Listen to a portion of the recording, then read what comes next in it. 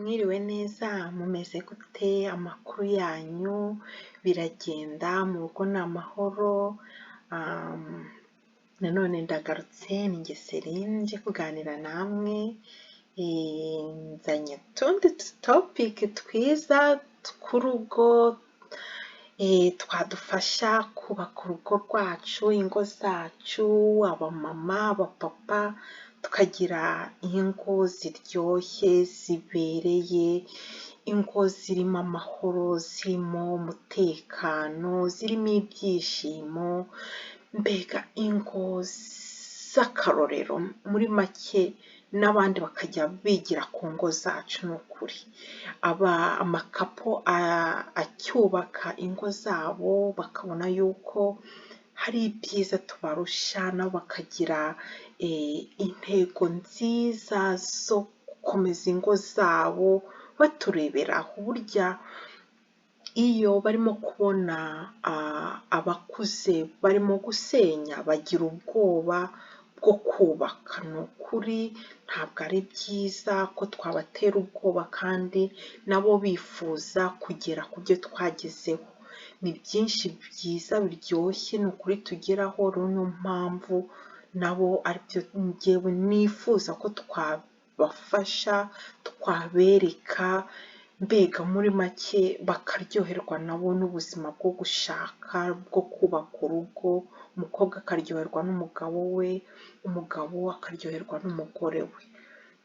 Ni ukuri ndabinginze tuganire. Uyu munsi nzanye navuga ngo ni ingingo nabonye nyamukuru twakagombye kugenderaho nk'abapapa, abamama twubatse ingo.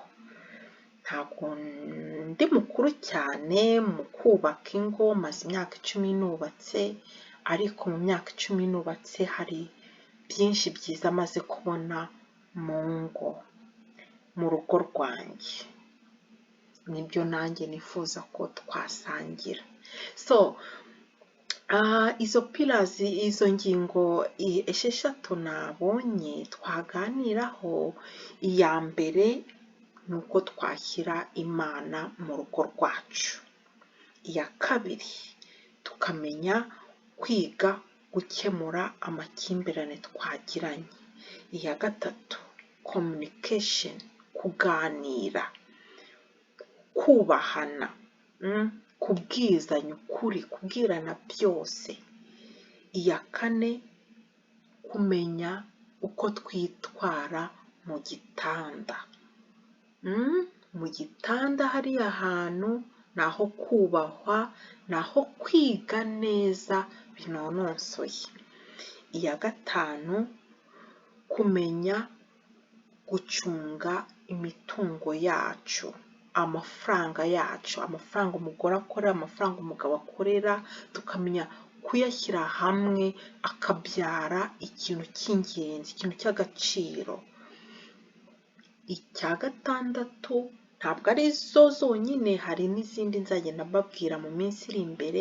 Iya gatandatu ni kubana n'abandi bo hanze, mbega twabyita mu kinyarwanda umuryango mugari.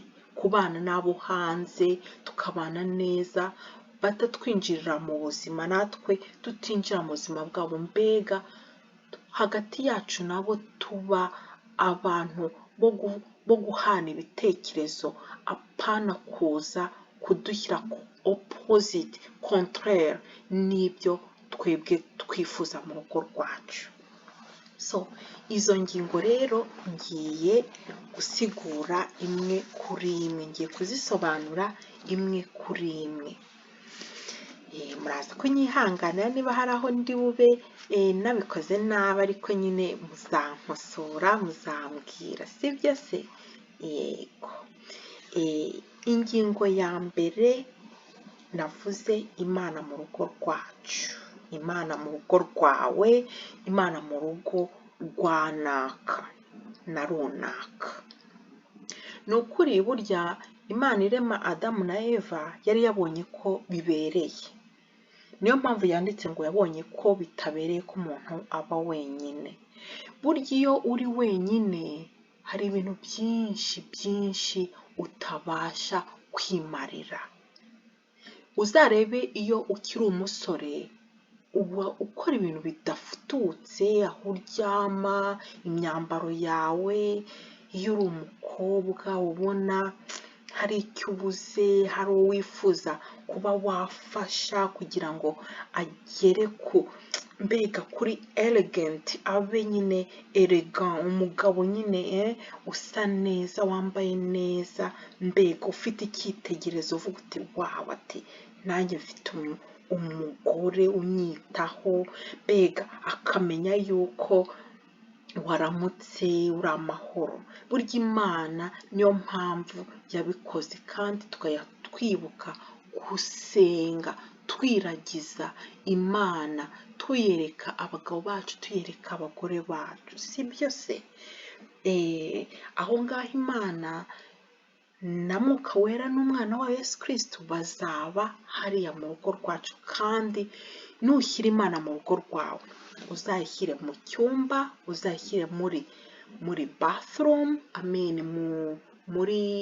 mu rwogero, uzayishyire aho ubika imyenda, uzayishyire aho umesera, uzayishyire mu gikoni, mu byumba by'abana, muri salo, muri susoro niba uhafite, muri basement cyangwa se muri cave, mbega ahantu hose ugenda, mu modoka yawe, around of the house, mbega ahantu hose uza ugenda ujye uhashyira Imana. Kuko impamvu mvuze gutyo ni uko Imana izabana nawe aho wayibwiye.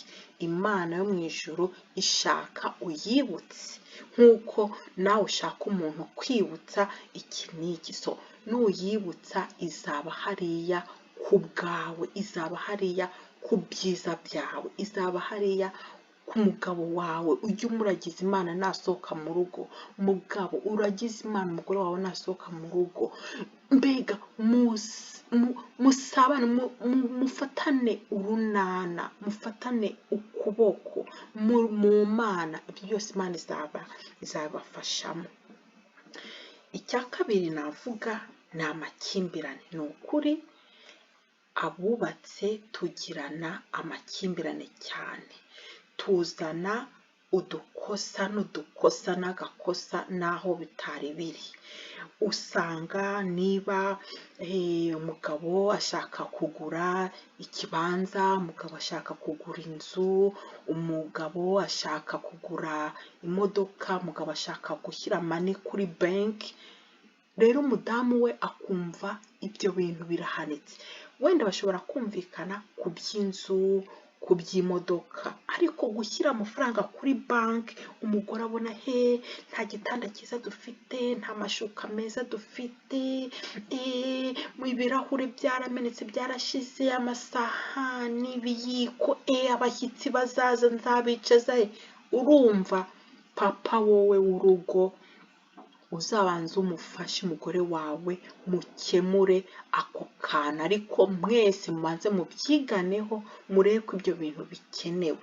Nimubona bikenewe mubikorane mwese, nimusanga bidakenewe mubwirane ukuri ati ibi ni ibi waretse tukazabikora uku n'uku, igihe n'iki, kubona hari ikintu runaka dushaka gukora imbere, dushaka kugura inzu cyangwa dushaka kugura ikibanza. Urabona bahora batwirukana mu nzu kandi nta nzu yacu dufite. Urumva se wowe biragushimishije se? Madamu cyangwa se patron muzabyumvikanaho kandi azagufasha kumva icyo kintu, sibyo se? Akandi ka audio nzakabagezaho ejo, reka mbe ncumbikiye aha kubera nabasezeranyije ko ntazajya mbarengereza iminota 10. Niyo mpamvu nzajya mbaha ibice, ariko munyihanganire, sibyo? N'akandi gaparti ka kabiri karaza mu kanya. Aka gaparti ndakandikaho parti ya mbere, n'aka kabiri ndakandikaho parti ya kabiri, sibyo se? Ngaho mugire ibihe byiza, ndabakunda cyane. Bye bye.